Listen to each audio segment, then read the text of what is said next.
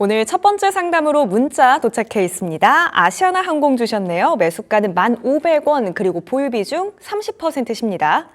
오늘장 막판 들어서 수급이 모였습니다. 3.31% 오르면서 종가는 1,610원이고요. 지난 4거래일의 하락세를 딛고 오늘 드디어 올랐습니다. 3월 10일에 11,100원 본 이후로는 아마 최대치의 상승이 오늘 나온 것 같은데요. 아시아나항공 앞으로의 흐름은 좀 어떨까요? 지금은 시청자님 매수 단가와 거의 비슷한 정도에 있는데요.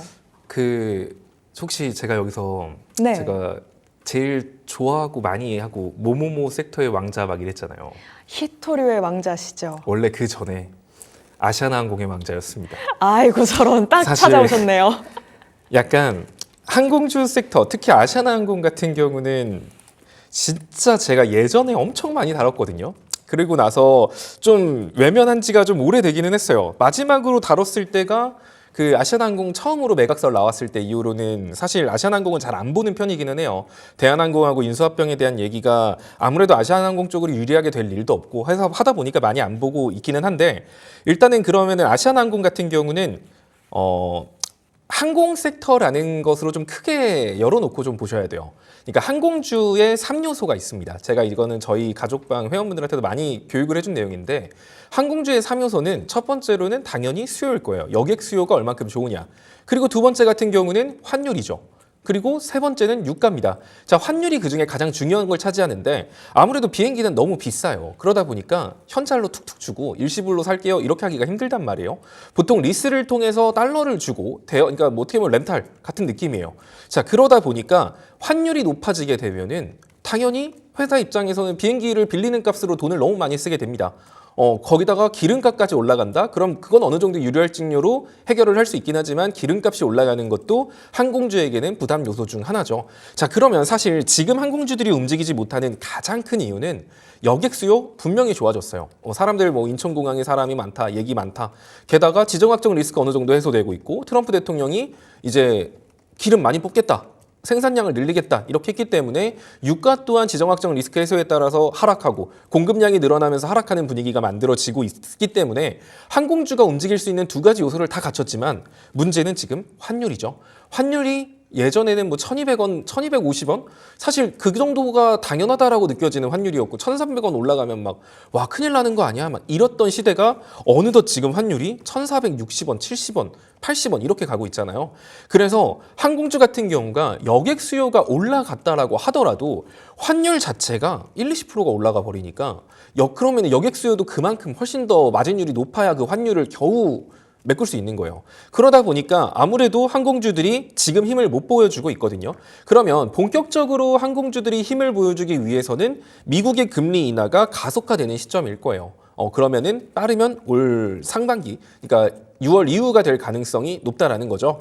자, 그러면 그런 걸 생각하시고, 그럼 내가 지금 항공주를 투자하고 있다면 항공주가 움직이려면 일단은 항공주의 3요소가 중요한데, 여객 수요가 갑자기 꺾일 일은 없으니까 그럼 갑자기 꺾일 일 없고, 유가도 안정 추세, 우크라이나 전쟁 끝나면 러시아 원유도 나오니까 더 유가는 빠질 수 있겠네. 그럼 마지막으로는 환율. 이 환율을 낮출 수 있는 시점이 언제다? 6월 이후다. 자, 지금 연준에서도 지금 계속 말을 하고 있는 게 6월 이후에 환율을 낮추겠다라는 얘기를 지속적으로 하고 있어요.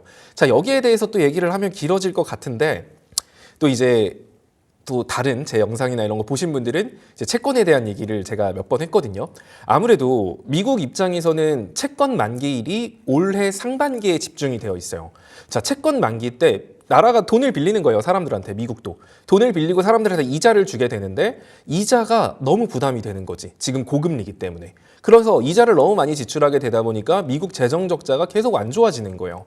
트럼프 대통령이 관세에 대한 얘기를 꺼낸 것도 미국의 재정 적자를 줄이고, 자국민에 대해서 세금을 올리는 게 아니라 다른 나라 자국민한테 세금을 필 수가 없죠. 공화당인데 세금을 낮추겠다라고 하면 국가의 세수가 줄어들고, 그걸 메꾸기 위해서 결국 관세라는 선택지를 고른 거란 말이에요.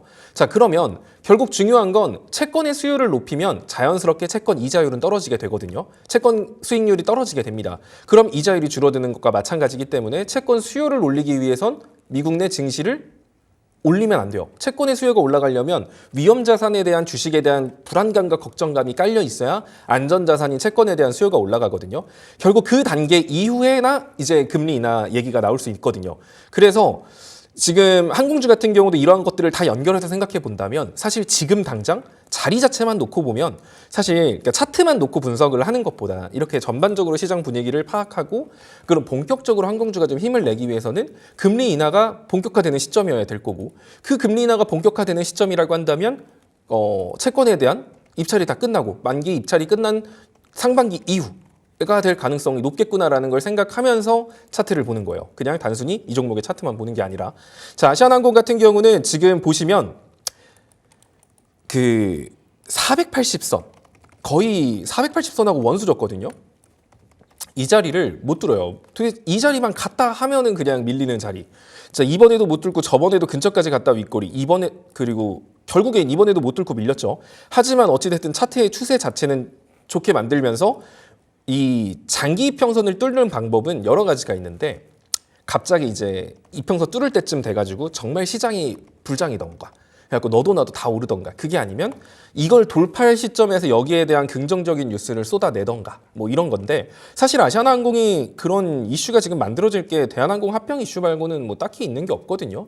그렇게 재료가 부족하다 보니까 사실 이 자리를 돌파하는데 뉴스보다는 계속 이 자리를 횡보하면서 481선을 끌어내리고 있는 걸로 보여집니다. 결국 이 481선을 딛고 올라가야 본격적인 시세가 나오는 종목이다라고 보시면 되고 여기서 올라간다라고 해도 또 한 번 더 481선에서 막힐 가능성이 높아요. 그래서 지금 1,500원에 사셨다고 하셨는데 저라면은 이 종목은 사실 글쎄요 막 그렇게 그냥 이슈 하나 개별 이슈 하나 믿고 가야 되는 종목이라서 그렇게 막 가치적으로 접근하고 싶지는 않고 한 1,800원이나 1,900원 정도 오면 거기서 비중을 줄이고 그 자리 위로 올라서면 뭐 다시 한 번 더 사시던가 이렇게 접근을 하시면 될 것 같아요. 근데 이제 121선을 이탈했을 때는 이제 아래로 좀 아까 말했지만 항공주가 결국 올라가려면 상반기가 지나고 나서 본격적인 시세가 나온다? 그러면 이 종목 이 자리 절대 이탈 안 한다라고 말 못 하거든요. 왜냐면 이제 3월 말이거든. 결국 4월, 5월 2달 동안 볼멘 하단선 찍고 다시 공략하러 가는 이러한 그림도 만들어질 수 있기 때문에 지금 당장 항공주의 매력이 넘치는 게 아니니까.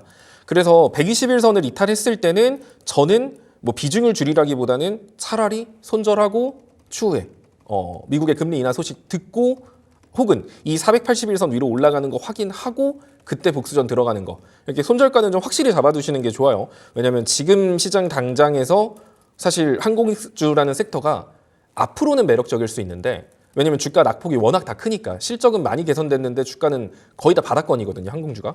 그래서 지금은 자리 자체는 나쁘지 않지만 시기가 지금은 좀 빠른 느낌이에요. 그래서 웬만하면 6월달 이후에 본시세가 나올 수 있으니까 이거 염두하면서 121선 이탈했을 때는 손절하고 추후에 다시 놀러 오는 걸로 이렇게 접근하시면 될 것 같습니다. 네, 여객 수요가 늘어도 환율이 워낙 높기 때문에 항공주들이 힘을 쓰기가 힘든 상황이라고 설명 주셨고요. 미국의 금리 인하가 가속화되어야지만 상황이 풀릴 것 같습니다. 1,800원, 1,900원 선까지 오른다면 어느 정도 비중을 약간 덜어보시는 게 좋을 것 같고요. 만약에 121선 이탈하게 된다면 과감한 손절 후에 추후에 금리 인하되는 것 보고 나서 재진입해서 복수전 치러보는 게 좋겠다고 말씀 주셨습니다. 이 종목 잘 보시면서 좋은 선택하시길 바랄게요. 성공투자하세요. 다음으로는 유튜브 채팅 하나 받아보겠습니다. 진희님 어서 오세요. 궁금하신 종목 한글과 컴퓨터 주셨고요. 매수가는 22,500원, 보유 비중 15%십니다. 기다려도 될까요? 평단 조절할까요? 이렇게 연락 주셨고요. 오늘은 0.05% 오르면서 강보합에서 마감했네요. 3월 11일에 18,920원까지 보고 그래도 19,000원 선으로 올라와 준 상황이기는 한데요. 오늘 종가는 19,940원에 위치해 있습니다. 전문가님, 지금 상황 자체가 무언가 우리 진희님께 좋은 방향은 아닌 것 같긴 한데 우선 기다리면은 22,500원 넘길 수 있을까요? 일단은 지금 최근에 종목들의 하락이 뭐 멀쩡한 종목이라고 한다면 사실 삼성전자랑 그 외 반도체 몇 종목 말고는 지금 일반적인 중소형 섹터에서 살아남은 섹터가 거의 없거든요. 네. 그러니까 돌발 이슈로 뭐 방산주, 철강, 뭐 조선 이런 쪽 여러분들이 지금 최근에 잘 가고 있는 그런 섹터를 제외하면 뭐 유리기판이든 아니면 전력설비든 여러분들이 좀 한때 잘 나갔다라고 알고 있는 섹터 대부분의 낙폭이 굉장히 커요. 평균이 이 정도라고 보셔도 돼요. 그럼 이 종목이 지금 AI 소프트웨어가 뭐 AI 소프트웨어 대형 악재가 터져서 안 가는가? 라고 보기엔 좀 어렵거든요. 그냥 자연스러운 시장 조정에 따른 낙폭이에요. 특히 코스닥 지수가 아까도 보셔서 아시겠지만 낙폭이 상당히 크죠. 자, AI 소프트웨어 이런 중소형 섹터들은 보통 코스닥 지수에 많이 속해 있기 때문에 그 지수에 따른 영향으로 하락했다라고 보셔도 됩니다. 뭐 대형 악재를 통해서 빠진 것도 아니고 거래량이 크게 실리면서 빠지고 있는 게 아니기 때문에 시장 지수, 코스닥 지수가 반등에 성공한다라고 하면 이런 AI 소프트 안에서도 이제 기술적 반등은 충분히 나올 수 있어요. 자, 그러면 본인 평단이 아까 22,500원이라고 하셨는데 항상 그렇게 보는 거예요. 지금 이 종목이 여기가 바닥일지 아니면 조금 더 바닥일지 이거를 우리가 뭐 섣불리 100% 얘는 여기가 바닥이다라고 말은 못하겠죠. 하지만 이 종목 같은 경우는 지금 과거에부터 주가 흐름을 보면 480선을 웬만하면 이탈 안 하고 반등에 성공을 했어요. 그러니까 이탈했더라도 순간적인 투매로 순간적으로 이탈했다가 다시 재빠르게 회복하는 모습을 보였거든요. 그 말은 이 자리에서 만약에 내가 한글과 컴퓨터를 가지고 재미를 많이 봤던 사람이다라고 하면 야 얘는 480선 오면 사면 돼. 그러면 수익 보더라. 이런 생각을 안 할 수가 없거든요. 즉 480선이 강한 지지선으로 지금 작용하고 있는 것으로 보여집니다. 자, 이번에도 마찬가지로 480선에서 지지선 딛고 반등을 했고요. 그러면 얘의 바닥이라고 얘를 섣부르게 우리가 단언할 수는 없겠지만 이 자리가 그냥 바닥이라고 했을 때 기술적 반등, 시장 지수의 반등에 따라서 기술적 반등이 나온다라고 하면 대략적으로 21,500원 정도까지는 기술적 반등이 나올 수 있겠죠. 자, 그리고 이제 이 위에서 얘가 이제 돌파를 그 당시의 시장 상황에 따라서 혹은 그 당시의 시장 이슈에 따라서 이 종목이 21,500원 이렇게 안착하면 그때 가서 최근 낙폭이 시작됐던 초입부까지도 추가 상승 여력이 생기게 되는 거예요. 근데 이 자리에서 못 버티고 다시 밀린다? 그러면 또 이 상승폭의 절반까지 밀리거나 혹은 상승을 전부 다 반납하는 경우가 생길 수 있겠죠. 자, 그러면 내가 지금 평단이 22,500원이에요. 그럼 여기서 가만히 기다려야 될까요? 여기서 기다려서 여기서 이 구간에서 이렇게 횡보할 때 이렇게 올라가면 수익 보고 나올 수 있으니까 뭐 상관없겠죠. 근데 여기서 절반까지만 회복하고 상승폭의 절반을 반납한다거나 혹은 전부를 반납하면 여기 물려 있으면 그냥 구경밖에 할 게 없어요. 그냥 와 손실이 늘었다, 손실이 줄었다, 다시 손실이 원래대로 됐다. 그냥 이거 구경밖에 못하기 때문에 그 기간 동안 여기에 돈이 계속 물려 있는 거잖아요. 따라서 이거는 추매를 통해서 한 21,500원 정도 아래로는 평단을 맞춰 놓으시고 21,500원 오면은 아유 지겹다 다 팔아버리자라기보다는 아까 말한 것처럼 여기서 더 치고 올라갈 수도 있잖아요. 그래서 추매한 수량에 대해서만 혹은 추매한 수량 혹은 그 이상 뭐 좀 질린다 하시면 좀 더 비중 얹어서 매도를 하시고 남은 수량 가지고는 이제 위로 분할 매도 차근차근 해나가시면 되는 거예요. 반대로 이 종목이 여기서 버텨서 이제 위로 올라가요. 그러면 이때부터 아 얘는 최근에 낙폭이 시작됐던 초입부인 25,000원까지 갈 수 있겠구나 라는 생각으로 내가 여기서 줄였던 수량들 있잖아요. 그거를 이 윗구간에서 다시 잡으면 돼요. 어차피 내가 일부 물량 남겨놓은 상태이기 때문에 수익권인 종목이라 여러분들이 다시 좀 재진입하거나 이런 거에 크게 문제가 없을 거거든요. 그래서 중요한 건 21,500원 아래로 평단 한번 조절하시고 접근하시면 좋을 것 같고요. 평단을 조절하는 시점은 사실 지금도 나쁘지 않아 보여요. 뭐 지금부터 480선인데 22,500원이라고 하시면 뭐 그렇게 많이 안 사도 21,500원 아래로 평단 낮추실 수 있을 것 같거든요. 뭐 그 정도 비중 조절하시고 근데 이제 480선을 이탈했다. 그러면 사실 이거는 이 종목에 문제가 생겼습니다. 큰일 났습니다라는 느낌보다는 아마 코스닥 지수에 뭔가 큰일이 벌어지고 있을 가능성이 높거든요. 그러니까 이 종목에 큰 문제가 발생했다기보다는 시장에 문제가 발생했을 가능성이 높아요. 이 종목이 481선에서 한 2, 3% 정도 이탈을 했다라는 것. 그러면 그때는 사실 이 종목에 문제가 없는 건 맞기 때문에 그냥 버텨. 이 종목에 문제 없으면 버텨서 그냥 아래서 추매할란다. 이렇게 해도 되지만 만약에 볼멘 하단까지 빠졌을 때는 그 손실폭이 너무 커질 수 있어요. 뭐 버티다가 그러니까 머리로는 알지만 되게 사람 마음 아픈 거 있잖아요. 그러니까 기다리면 다시 올라갈 거야. 알아도 약간 떨어지는 그 손실률 계속 올라가는 손실률을 보면은 스트레스를 많이 받으실 수 있기 때문에 481선 이탈하면 그때는 일부라도 비중을 좀 줄여놓고 아래에서 복수전한다라는 생각으로 접근하시면 됩니다. AI 소프트웨어 같은 경우가 지금 한글과 컴퓨터뿐만 아니라 대부분 다 많이 빠지는 상태예요. 그래서 조만간에 기술적 반등 구간 들어갈 수 있고 애초에 이 종목이 이렇게 많이 빠진 것들도 뭐 섹터의 악재라기보다는 AI 산업에 대한 이슈가 주목받기 지금 힘든 상황이거든요.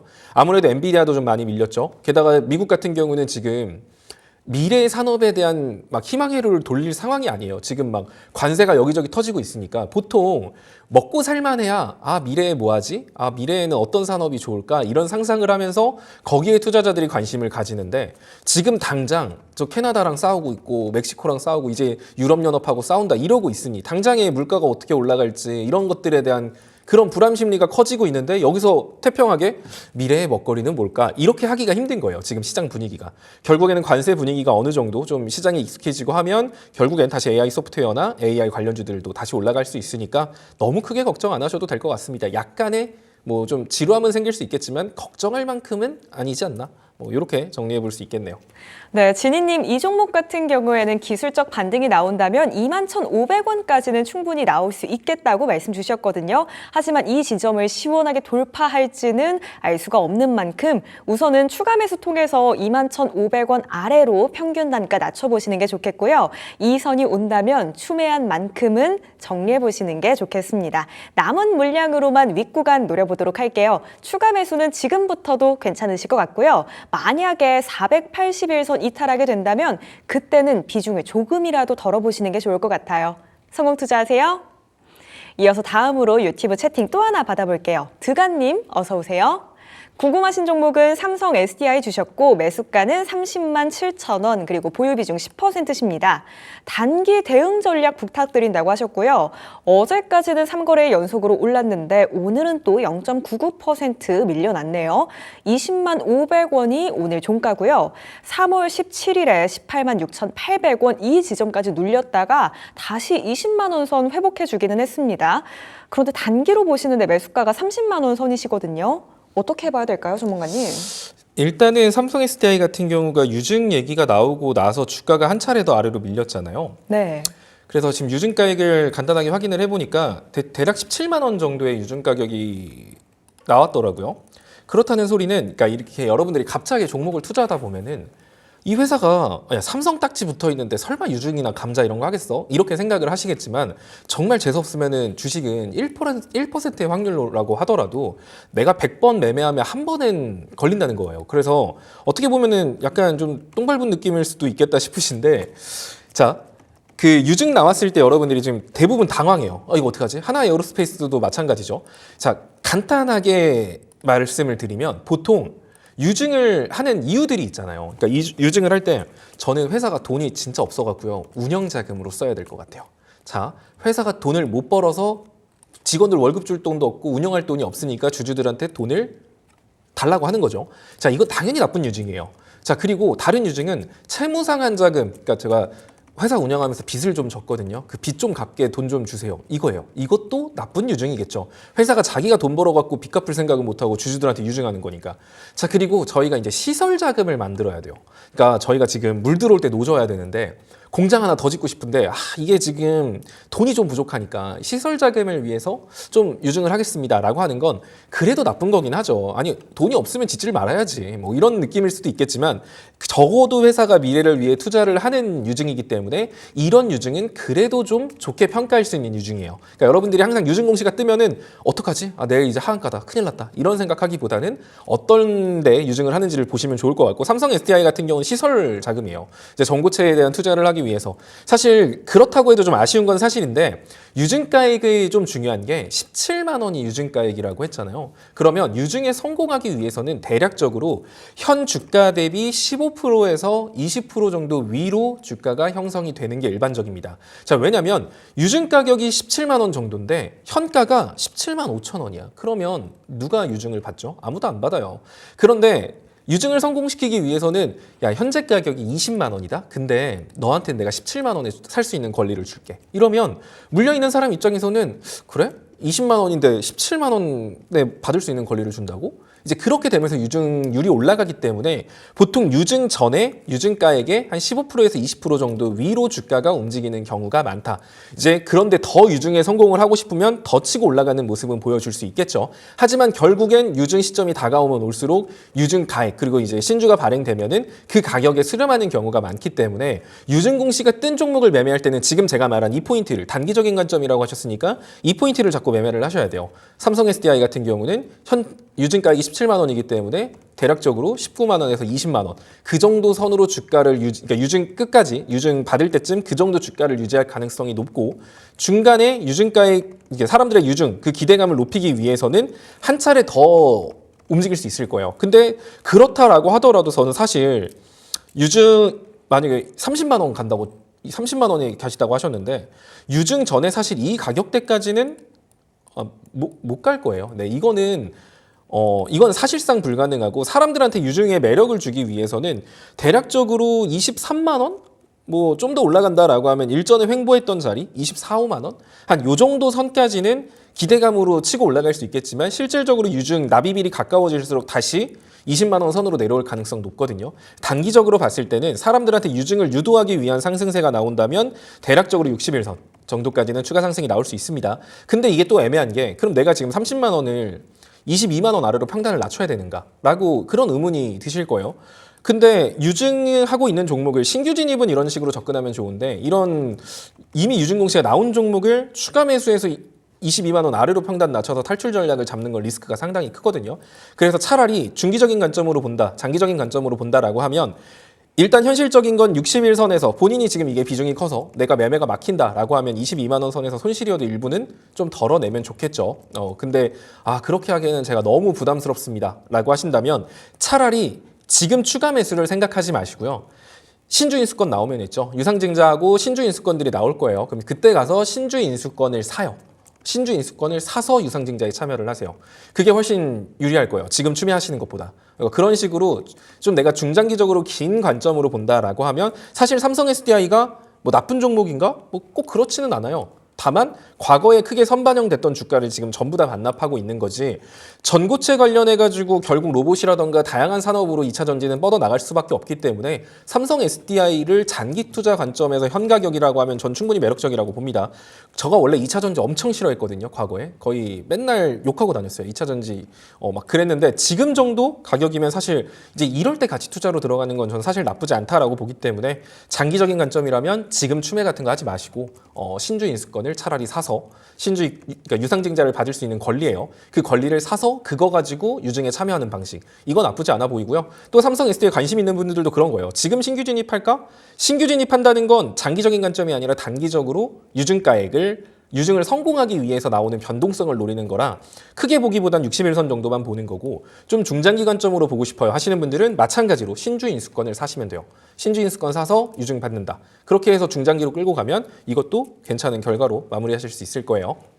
네, 삼성 SDI 같은 경우에는 유증가액이 17만 원이죠. 그렇기 때문에 단기적으로는 19만 원에서 20만 원 정도로 주가가 유지될 수 있겠다고 전망 말씀 주셨고요.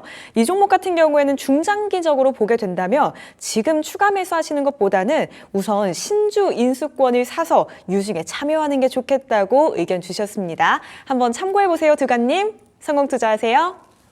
그럼 다음으로는 아란님의 채팅 상담 받아볼게요. 제이스택 주셨고요. 매수가는 4,964원, 그리고 보유 비중은 4%십니다.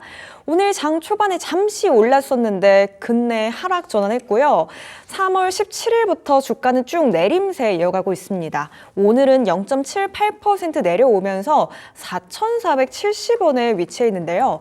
이 종목 같은 경우에는 우선 조금 기다려볼까요, 전문가님? 그러니까 이거를 어떻게 접근했는지는 느낌이 와요. 네. 그러니까 이거를 분명히 본인의 생각에서 제가 보기에는 차트적인 관점으로 접근을 하신 거예요. 이건 뭐 게다가 이제 어떻게 보면은 반도체 섹터로도 좀 속해 있고 2차 전지로도 좀 발을 어중간하게 담그고 있는 그런 기업이다 보니까 이 종목의 차트를 좀 먼저 봐야 될 것 같아요. 그러니까 이 차트를 보면은 접근한 시점 자체는 충분히 근거가 있죠. 보시면 121선 맨날 맞고 밀렸던 종목이에요. 61선도 제대로 돌파 못했던 종목인데 121선 위로 안착했기 때문에 여기서 121선 위에서 안착을 하니까 이거 괜찮은데? 이런 생각이 안 들 수가 없죠.